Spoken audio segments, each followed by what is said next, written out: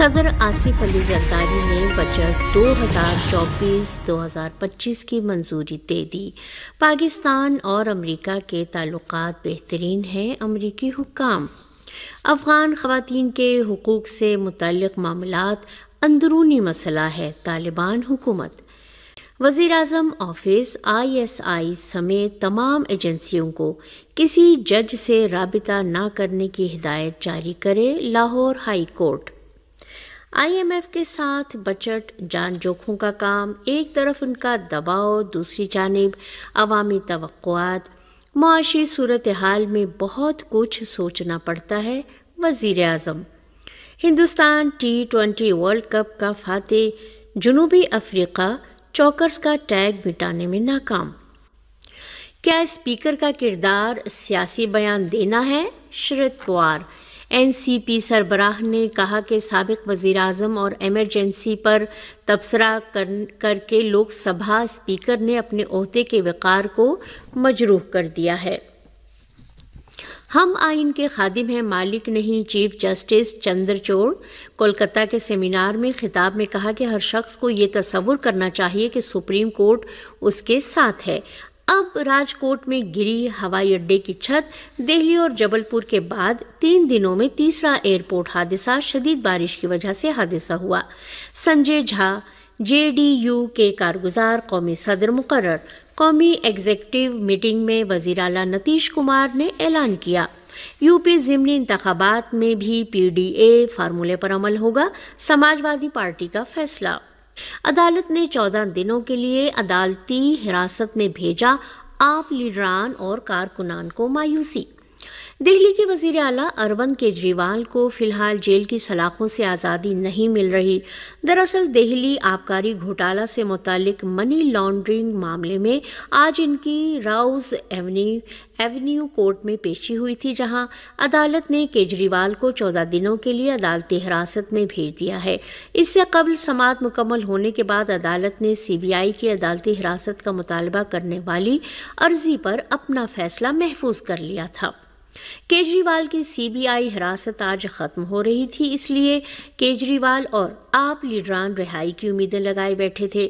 CBI نے کیجریوال کو 26 جون کو گرفتار کیا تھا، جس کے بعد عدالت نے انہیں 3 دن کی CBI حراست میں بھیج دیا تھا۔ CBI نے راؤز ایونیو کورٹ سے وزیر اعلیٰ کیجریوال کی 5 دنوں کی حراست طلب کی تھی، لیکن عدالت سے ایجنسی کو 3 دن کی ہی ریمانڈ مل سکی تھی۔ قابل ذکر ہے کہ آبکاری گھوٹالہ سے جڑے منی لانڈرنگ معاملے میں کیجریوال کو ٹرائل کورٹ نے 20 جون کو ضمانت دے دی تھی۔ ذیلی عدالت کے اس فیصلے کو ED نے دہلی ہائی کورٹ میں چیلنج کیا تھا۔ ہائی کورٹ نے ٹرائل کورٹ کے فیصلے پر عبوری روک لگا دی تھی۔ اب جبکہ راؤز ایونیو کورٹ نے کیجریوال کو 14 دنوں کی عدالتی حراست میں بھیج دیا ہے تو ان کی پریشانیاں بڑھ گئی ہیں۔ راؤز ایونیو کورٹ میں سماعت کے دوران کیجریوال کے وکیل نے عدالت کے سامنے 2 درخواستیں پیش کی تھیں۔ پہلی درخواست یہ کی گئی تھی کہ جب تک جج آرڈر لکھیں تب تک، یعنی 10 سے 15 منٹ تک کیجریوال کو اہل خانہ سے ملنے کی اجازت دی جائے۔ دوسری درخواست یہ کی گئی تھی کہ ED کے کیس میں گرفتاری کے بعد جب کیجریوال کو عدالتی حراست میں بھیجا گیا تھا تو طبی بنیاد پر جو چھوٹ مل رہی تھی وہ آگے بھی جاری رکھی جائے۔ عدالت نے ان دونوں ہی مطالبات کو منظور کر لیا۔ قابل ذکر ہے کہ CBI نے اس معاملے میں سماعت کے دوران کہا تھا کہ کیجریوال نے سارا قصور آپ کے سینئر لیڈر اور اس معاملے میں پہلے سے جیل میں بند منیش سسودیا پر ڈال دیا ہے۔ جانچ ایجنسی نے یہ بھی کہا کہ کیجریوال کے مطابق انہیں آبکاری پالیسی کے بارے میں کوئی جانکاری نہیں ہے۔ CBI کے اس بیان پر کیجریوال نے کہا کہ میں نے سسودیا پر کوئی قصور نہیں ڈالا، میں بے قصور ہوں اور سسودیا بھی بے قصور ہیں، انہیں پھنسایا جا رہا ہے۔ پاکستان میں صدر آصف علی زرداری نے مالیاتی ترمیمی بل 2024 پر دستخط کر دیے ہیں۔ اسلام آباد سے موصولہ رپورٹ کے مطابق پاکستان کی قومی اسمبلی کے سیکریٹریٹ نے مالیاتی ترمیمی بل 2024 سنیچر کو صدر آصف علی زرداری کے پاس بھجوایا تھا۔ یہ بل صدر آصف علی زرداری کے دستخط کے بعد قانون میں تبدیل ہو گیا اور پیر 1 جولائی سے نافذ ہوگا۔ یاد رہے کہ پاکستانی پارلیمنٹ میں 2 دن قبل یہ بل متعدد ترامیم کے ساتھ پاس کیا تھا اور آج 30 جون اتوار کو صدر آصف علی زرداری نے اس پر دستخط کیے ہیں۔ پاکستانی ذرائع کے مطابق مالیاتی ترمیمی بل 2024 اور اس سے متعلق دیگر دستاویزات پر وزیر اعظم شہباز شریف کے دستخط کے بعد صدر آصف علی زرداری کے پاس بھیجا گیا تھا۔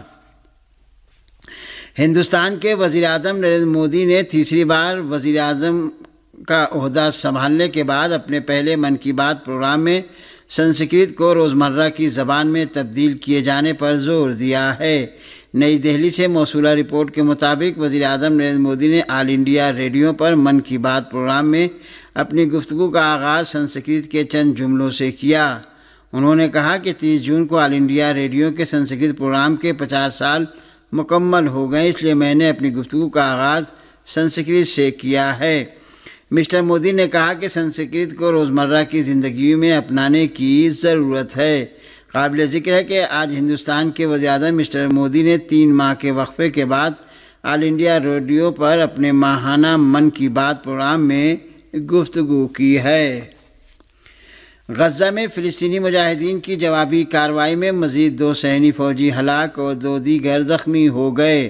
صہیونی ذرائع ابلاغ نے ہفتے کی رات اعلان کیا ہے کہ شمالی غزہ پٹی میں ہونے والی لڑائی میں مزید 2 صہیونی فوجی ہلاک اور 2 فوجی شدید زخمی ہو گئے۔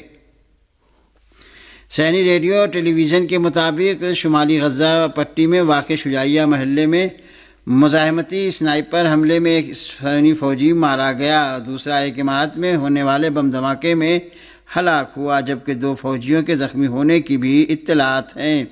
آپریشن طوفان الاقصیٰ کے دوران فلسطینیوں کے حملوں میں اب تک سینکڑوں صہیونی فوجی ہلاک اور ہزاروں زخمی ہو چکے ہیں۔ اسلامی مزاحمتی تحریک حماس کے ایک رہنما اسامہ حمدان نے کہا ہے کہ اقوام متحدہ کے اندازوں سے ظاہر ہوتا ہے کہ غزہ کے 70% باشندے قحط اور غذائی قلت کے خطرے سے دوچار ہیں۔ اسلامی مزاحمتی تحریک حماس کے ایک رہنما اسامہ حمدان نے کہا ہے کہ اقوام متحدہ کے اندازوں سے ظاہر ہوتا ہے کہ غزہ کے 70% باشندے قحط اور غذائی قلت کے خطرے سے دوچار ہیں۔ حمدان نے مزید کہا کہ صہیونی دشمن مسلسل غزہ کے عوام کے خلاف جنگ اور جرائم کا سلسلہ جاری رکھے ہوئے ہے۔